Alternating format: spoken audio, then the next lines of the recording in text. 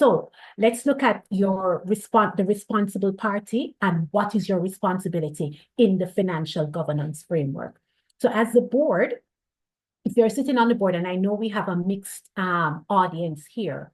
So if you sit on the board, you have overall responsibility for financial governance.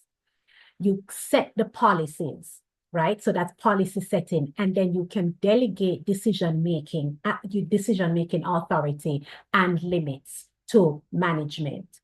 And you set the financial governance tone for the organization. So in other words, you have overarching responsibility. You sit on the board, the buck stops with you. You set the tone. Executive and senior management. So you have the board delegates that they can delegate their authority to executive or senior management, right?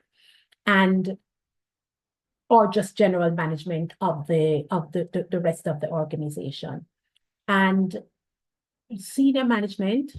And so we're going, as we said, you remember some of the roles can be collapsed because you might have senior management and finance department in one, right? So let's just talk about in the context of a not-for-profit, executive/senior management might really just only be the executive director, right? And maybe the finance manager.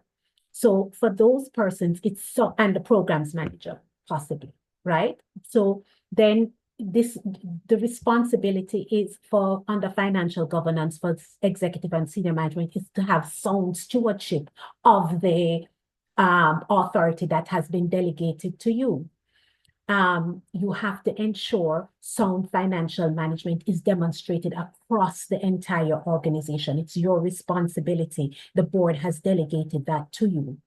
You report to the board on policy compliance, financial policy compliance. Even though I said policy compliance, remember we're talking about financial piece of governance, but then remember governance itself is all encompassing. It courses through the whole organization. You also, as executive and senior management, you set the financial governance tone for the team members.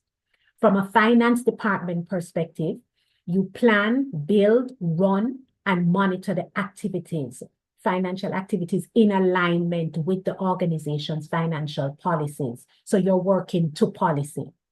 You ensure the monitoring of the financial health of the organization by providing data analysis and reporting to management.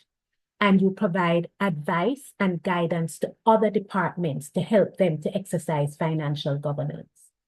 Now, for the rest of the organization who may think that they have no financial governance piece, of course they do. They have to consider the financial implications of all the transactions, of any transactions that they do.